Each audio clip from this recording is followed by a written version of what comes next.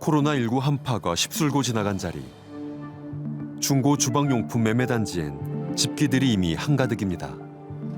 비슷한 사연을 간직한 채 전국 각지에서 모이던 집기들이 다시 쓰일 날을 기다리고 있습니다. 물건 어제하고 그저께 갖다 놓은 게 이틀 동안 지금 5톤짜리 제가 계산해 보면 한 5차 정도 지금 갖다 놓은 건데 매일같이 철거는 들어오죠. 근데 그걸 다 충당해가지고 처리를 못해요. 저희 입장에서도. 철거해달라고 연락은 매일같이 들어요? 매일같이 와요. 일가족이 운영하던 강남의 한 식당. 사장님은 고심 끝에 폐업을 결심했습니다.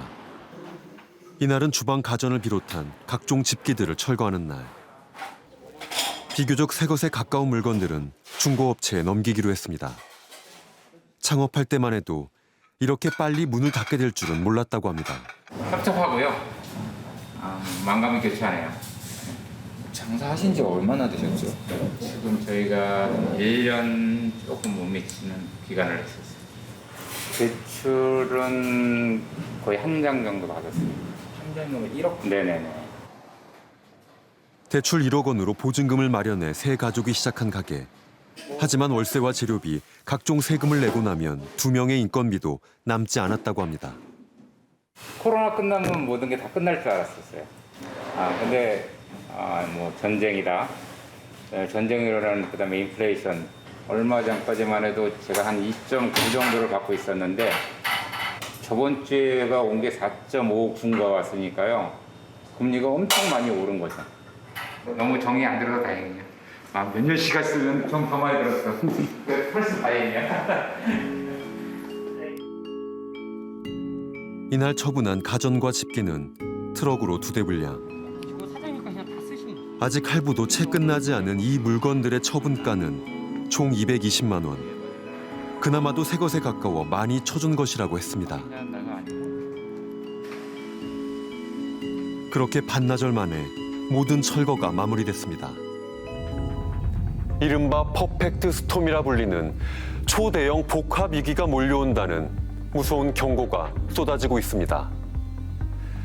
가장 우려스러운 것은 미국 연방준비제도가 지난달에 이어 이번 달 또다시 금리를 큰 폭으로 올리면 우리나라의 금리 역시 따라 오를 수밖에 없다는 겁니다. 그리고 그 충격은 코로나19의 긴 터널을 힘겹게 지나온 소상공인들에게 이미 현실이 되고 있습니다. 서울 영등포역 인근의 먹자골목. 한때는 유동인구로 발 디딜 틈 없던 거리지만 주말을 제외하곤 손님을 찾아보기 힘듭니다. 여러 차례 큰 고비를 겪으면서도 묵묵히 골목을 지켜왔던 상인들은 연신 한숨을 내쉽니다. IMF 때 같은데도 그런 정도 이렇게 넘어가고 그러는데 그전에는 뽑히는 춘사월이면 지금은 죽평 낙엽이에요. 밤에 장사를 못하게 딱 돼버리니까 그냥 다 죽어버리고.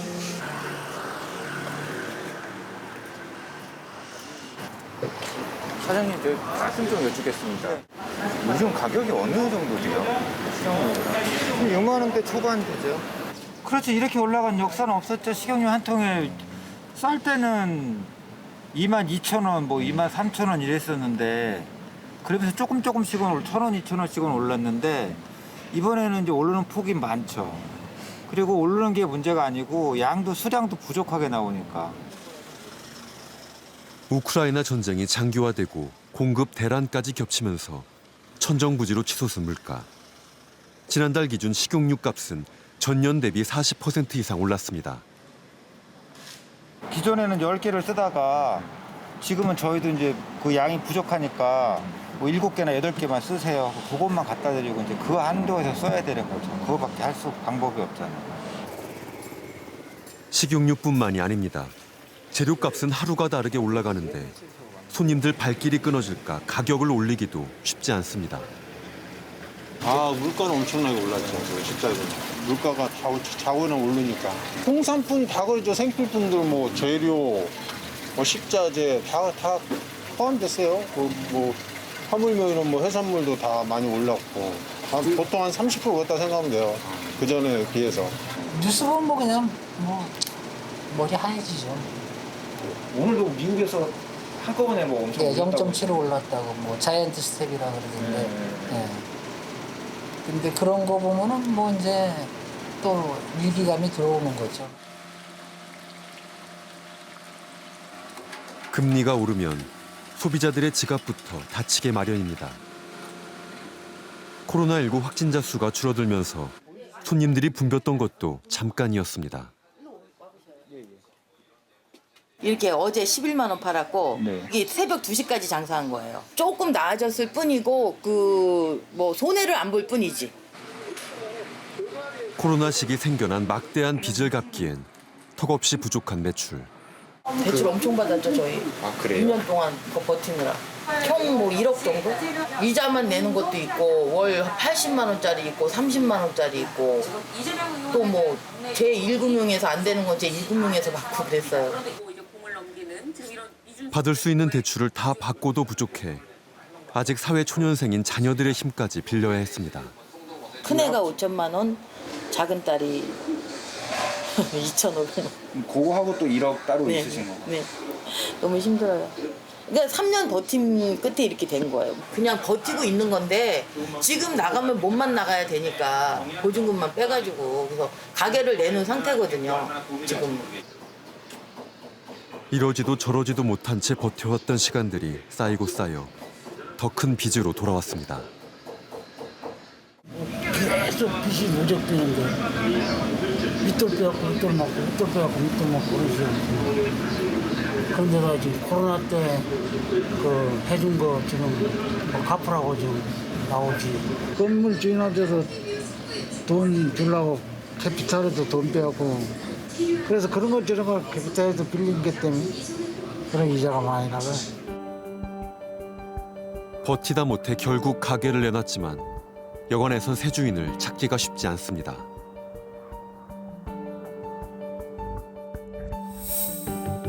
지난 3월 말 기준 자영업자 대출 잔액은 970조 원에 육박했습니다.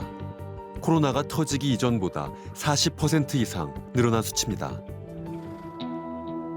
전문가들은 빚더미에 오른 자영업자들의 한숨이 가계 부채와 맞물리면 더 큰 위기로 이어질 수 있다고 지적합니다. 자영업 부채가 지금 천조에 근접하고 있거든요.